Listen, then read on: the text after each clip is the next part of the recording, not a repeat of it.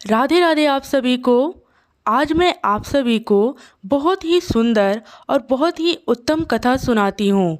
आप इसे ध्यानपूर्वक सुने। आहोई अष्टमी और राधा कुंड से जुड़ी कथा।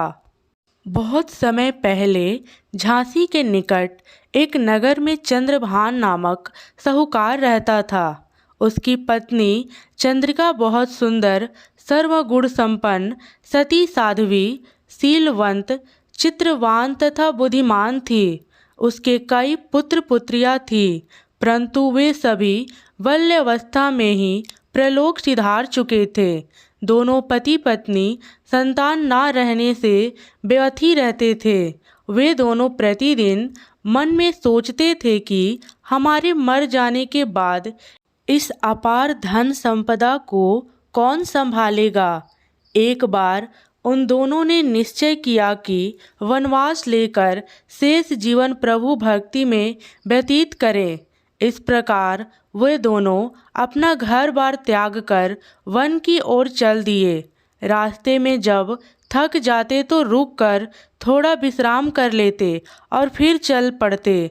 इस प्रकार धीरे धीरे वो बद्रिका आश्रम के निकट शीतल कुंड जा पहुँचे। वहाँ पहुंचकर दोनों ने निराहार रहकर प्रण त्यागने का निश्चय कर लिया। इस प्रकार निराहार एवं निर्जला रहते हुए उन्हें 7 दिन हो गए तो आकाशवाणी हुई कि तुम दोनों प्राणी अपने प्राण मत त्यागो। यह सब दुख तुम्हें तुम्हारे पूर्व जन्म के पापों के कारण भोगना पड़ा है। यदि तुम्हारी पत्नी कार्तिक मास के कृष्ण पक्ष में आने वाली अहोई अष्टमी को अहोई माता का व्रत और पूजन करे तो अहोई देवी प्रसन्न होकर साक्षात दर्शन देगी। तुम उन्हें दीर्घ आयु पुत्रों का वरदान मांग लेना। व्रत के दिन तुम राधा कुंड में स्नान करना। चंद्रिका ने आकाशवाणी के बताए अनुसार विधि विधान से अहोई अष्टमी को अहोई माता का व्रत और पूजा अर्चना की और तत्पश्चात राधा कुंड में स्नान किया। जब वे स्नान इत्यादि के बाद घर पहुँचे तो उस दंपति को अहोई माता ने साक्षात दर्शन देकर वर मांगने को कहा। साहूकार दंपति ने हाथ जोड़कर कहा, हमारे बच्चे कम आयु में ही प्रलोक सिधार जाते हैं। आप हमें बच्चों की दीर्घ आयु का वरदान दे।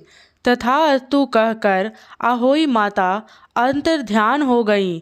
कुछ समय के बाद साहूकार दंपति को दीर्घ आयु पुत्रों की प्राप्ति हुई और वे सुखपूर्वक अपना गृहस्थ जीवन व्यतीत करने लगे।